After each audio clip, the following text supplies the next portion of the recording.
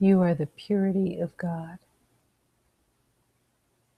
the purity of life itself is the essence of your being, pure because there's nothing in conflict. There's nothing of levels and degrees and good and bad and right and wrong, light and dark. All of those elements are the temporary battleground of separation. To believe in the duality of the illusion has so much to do with being occupied, staying occupied, actually believing that there is a story that is building and unfolding and that has in and of itself has deep meaning because you're giving it meaning. So then when you retell the story, the situation, it has meaning to you, and that's what's being held.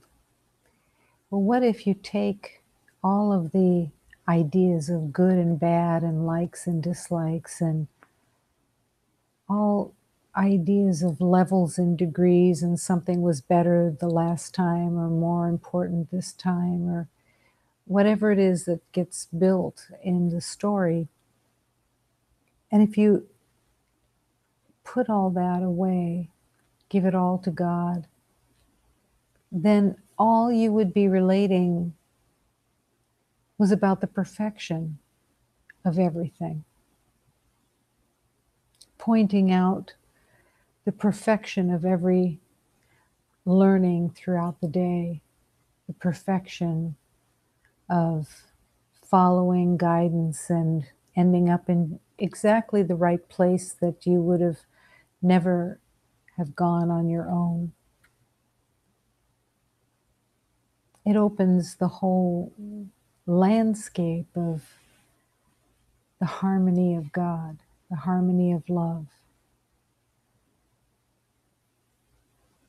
What is it that you believe is the value or the payoff to good and bad? That's the question that, one of the questions that gets considered. What's the payoff? What does it give? What do you believe that it gives you? It ends up being that it doesn't have really anything, any substance to it, other than a temporary, very temporary little lift of knowing, of believing that you know something and that there's a satisfaction, or actually many times there's a safety, a sense of safety that comes from knowing.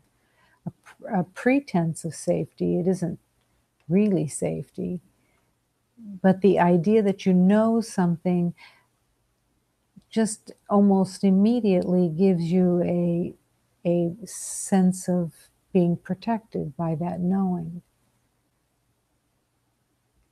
But when you truly look at the knowing, since it doesn't really mean anything, the sense of safety that you get from that little surge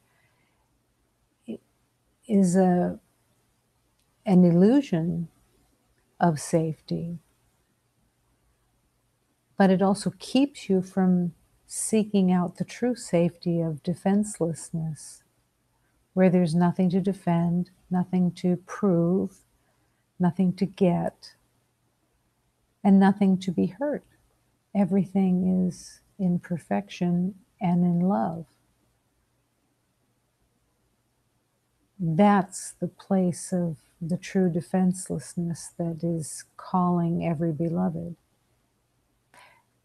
But touch into defenselessness for a moment. It's open. It's an open space where you have no, what's that saying? You have no dog in the fight. You have no need in the moment to prove anything, do anything, win anything, get anything. And you're resting. You're resting in love, in the undefended state of peace. That's who you truly are. Beyond any idea of any kind of defense is your pure and open heart and mind. Nothing to defend at all with anything of the mind or anything of the heart. Now, just for a moment, imagine that all intelligence was exactly all the same. That no one had more intelligence, or which no one actually does, but that everything was just even. And there was nothing to prove, nothing to win in the moment. So there's nothing to bring to conversation of proving anything. So what do you offer? If you're not proving anything, you're not getting anything, you're not winning anything, how do you offer love? Love is an offering for sure. So then you don't have to, but you will connect with the spirit of another and ask, what is it that I can be of service for? How can I be truly helpful? And letting that reveal itself. Could be a word, could be no words at all, could be just holding a space of love and peace and ease. Or possibly your guide may steer you to be in devotion to another as a practice of humility, listening to what another has to offer and taking it in, not competing, not having a counter story or anything, but just taking it in, just being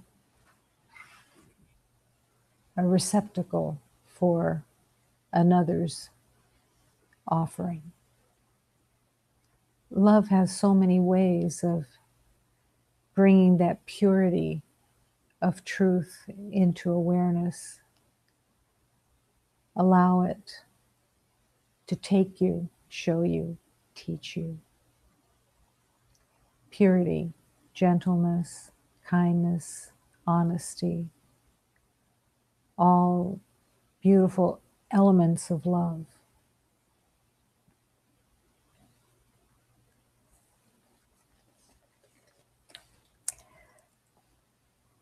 Oh, Father, I pray for tenderness.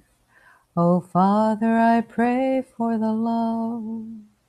I pray for the awareness of my inner world. I open up my heart to receive you, Father, to know the holy light, so I can see. O Father, I pray for tenderness. O Father, I pray for the love. I pray for the awareness of my inner worth.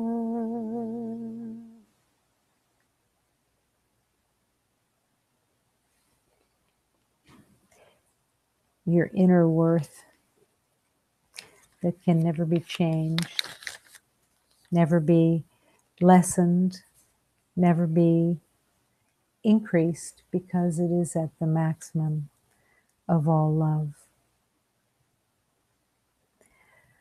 Lord, Lord, Lord, Lord, my beloved Master, Lord, Lord, Lord, Lord, my heart.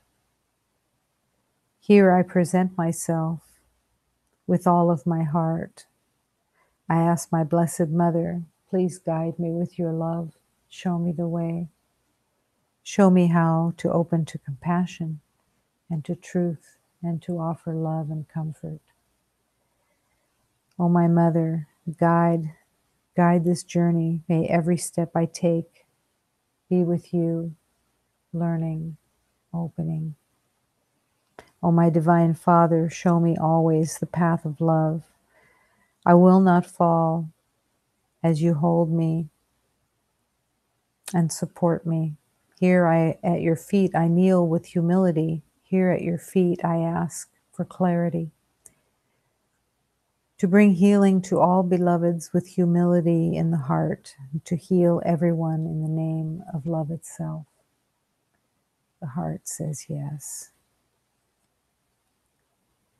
Señor, Señor, Señor, Señor, meu mestre amado, Señor, Señor, Señor, Señor, meu coração. Aqui eu me apresento para cumprir minha missão. Aqui eu me apresento de todo meu coração. Oh my amada, guia esta missão. Cada passo que der esteja em vossa mão. Aqui em vossos pés me ajo com humildade. Aqui a vossos pés eu peço e caridade a todos eu curar. Com humildade meu coração a todos eu curar, em nome da salvação. In the name of love, in the name of healing, in the name of the light of God, all healing is possible. All healing is now.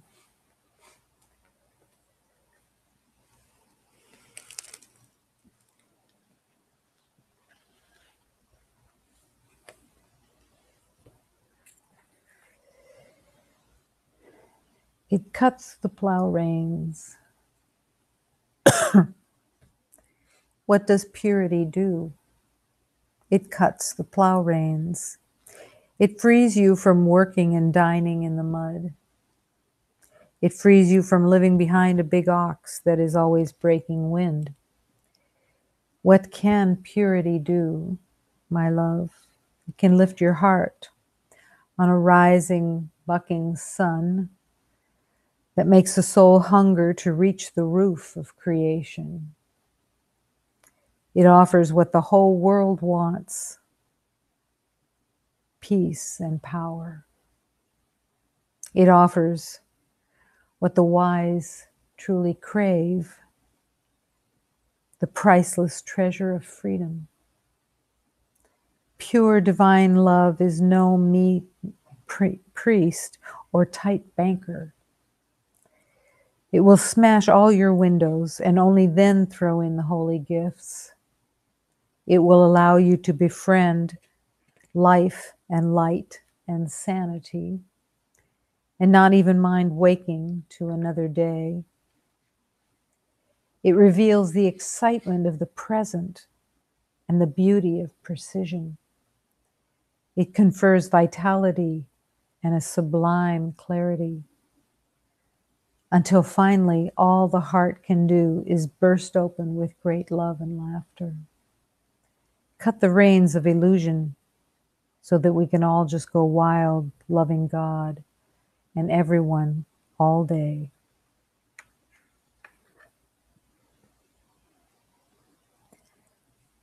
How does purity cut the plow reins?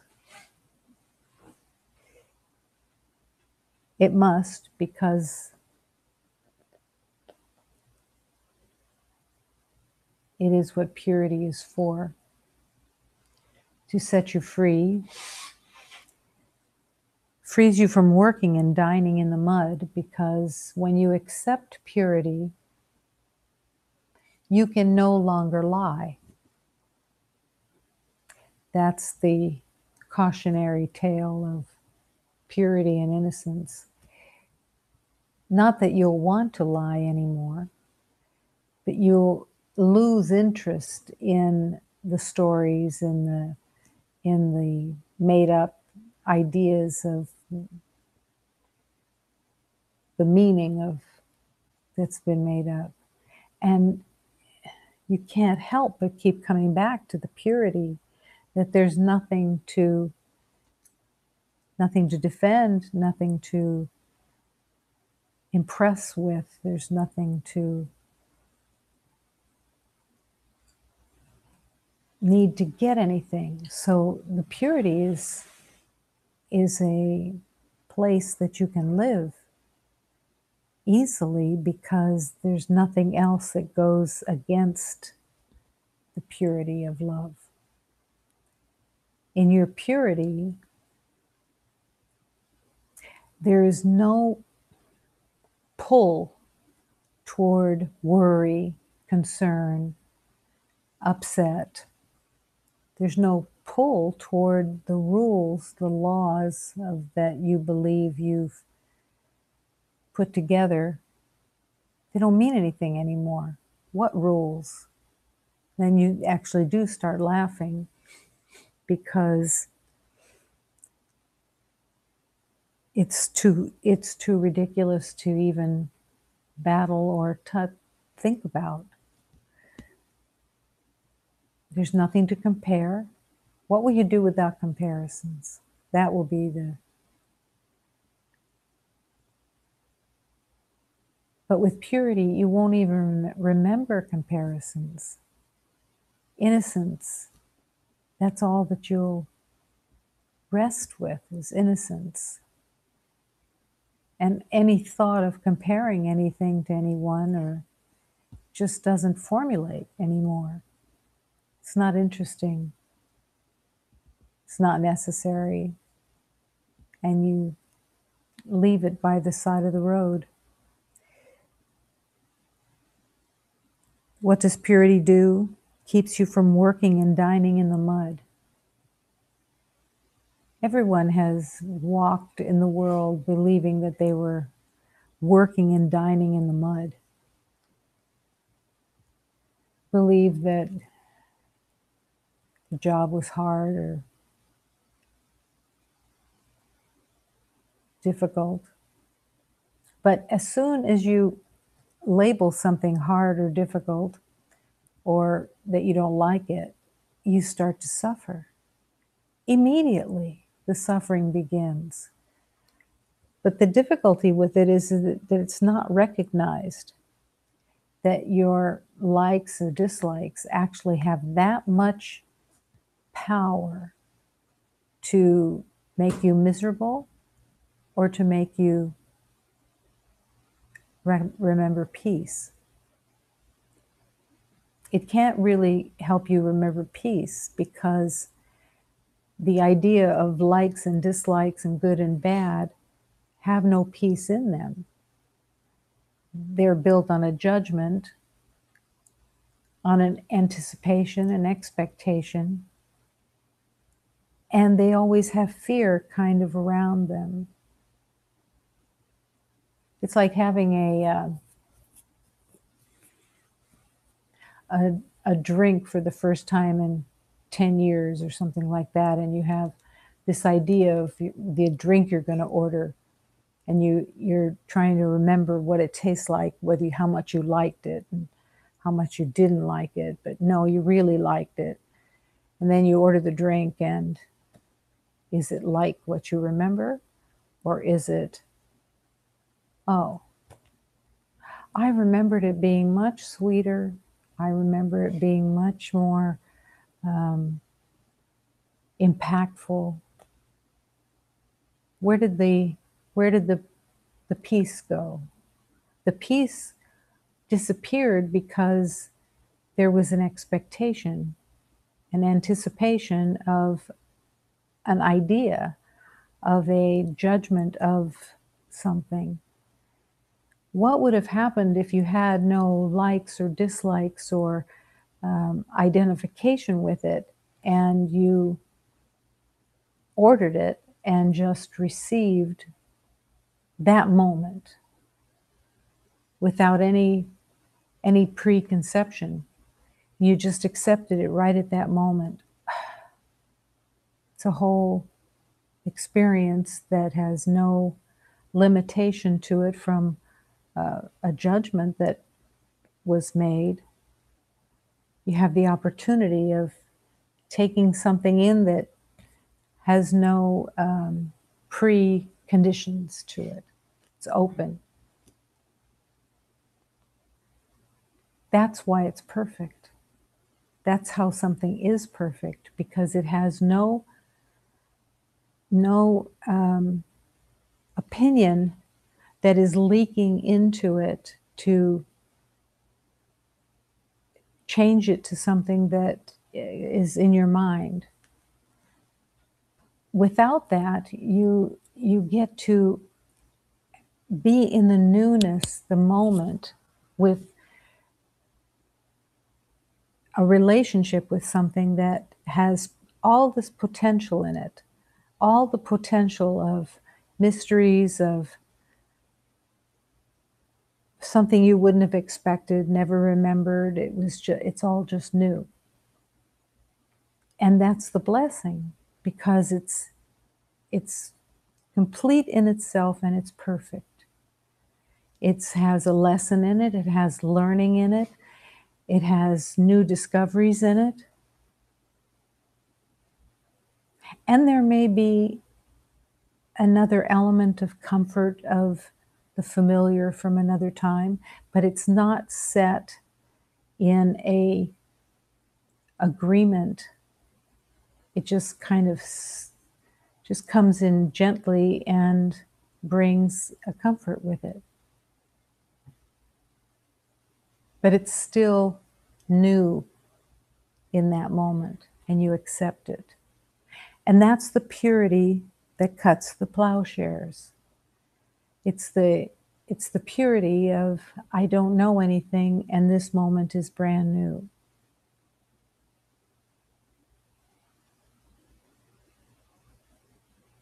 It's like every time you look at yourself in the mirror.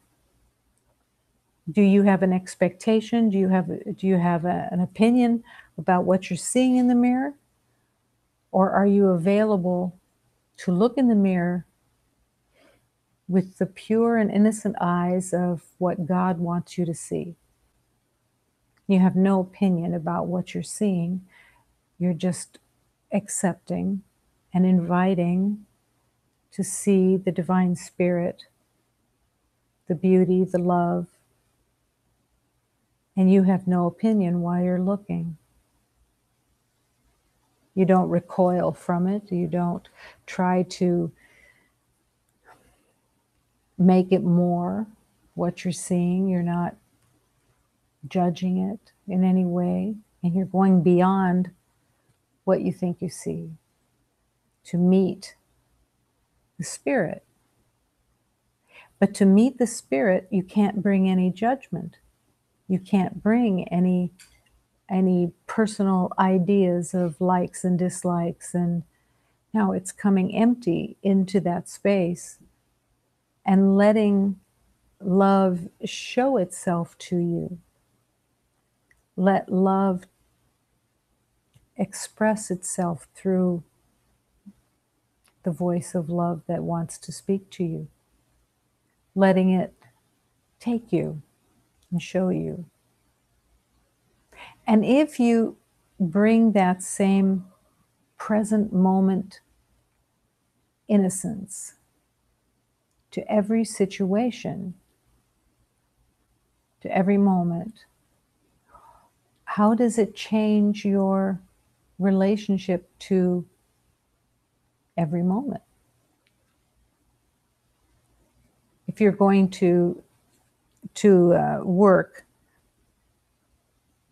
do you consciously surrender that time to the light and to the innocence of truth? Do you want to see what's really available to you? And if you do, then the day becomes new adventures, new opportunities, new learning, new understanding, because you're open, you're available.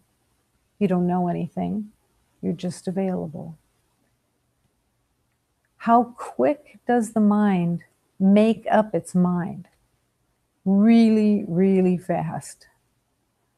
So fast that you almost have to, you do have to consciously step back and ask to be aware of the mind. But how fast does the mind make an opinion, make a judgment, make a conclusion? And the conclusion is always based on the past. Can't be from anywhere else. The past is 10 minutes ago, an hour ago. But the past is where all the information of the ego comes from. So you're reaching into the files of the past for something familiar that you can relate it to as, oh, it's like this. But Spirit is asking you to let go of that file of the past, not attach anything to, oh, this is going to be like this, or this is like this, and just let it be open. Let it be new. Let it be unknown, and learn from that newness. Learn from the open space that you've left to learn from.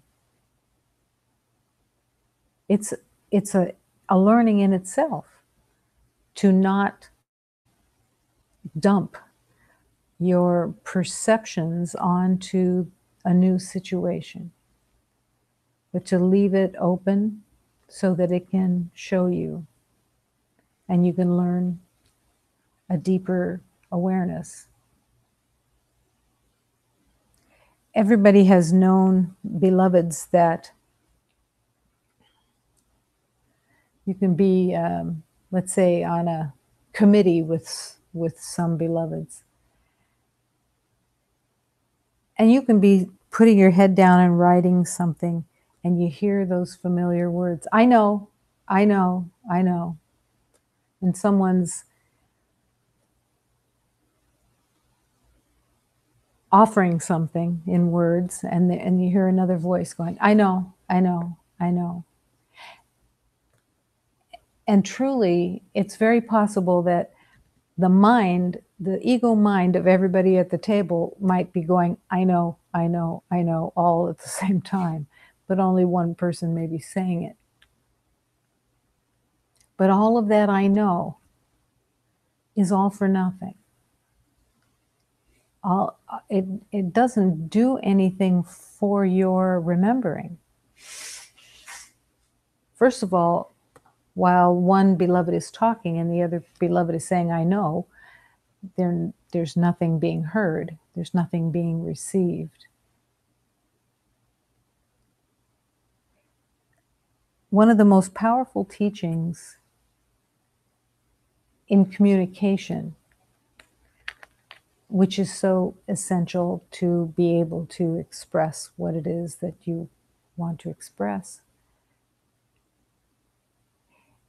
is the communication of active listening.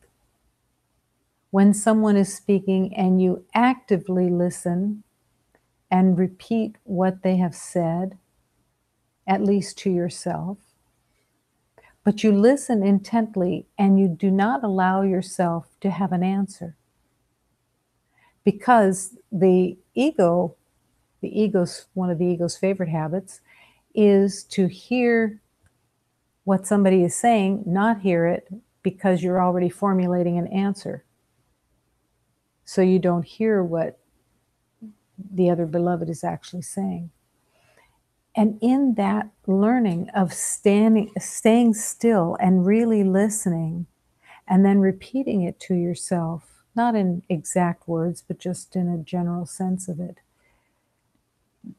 helps you be present, helps you be not in the past, not in the future, but actually to be more present, because that beloved gave you the opportunity of having to listen. And to be present is to be in the light of God. So there is a great gratitude for the beloved who was speaking that gave you the opportunity of staying present and listening in that moment. That beloved gave you the opportunity of being in the same space with reality, out of the past, out of the future, but actually just here, present in this moment. Even if it's for 2 seconds, being present brings you one step closer to the divine, allows you to learn from every beloved who is there to offer you. It offers what the wise crave, the priceless treasure of freedom. Priceless treasure of freedom means no judgment, no conclusions, no assessments, just the priceless treasure of freedom. And not even to mind waking up to another day, because it's another day of learning. Learning to love, learning the truth of peace, learning that there's no one to battle with, because everyone is the reflection of you. Meet each beloved with the heart and listen and learn.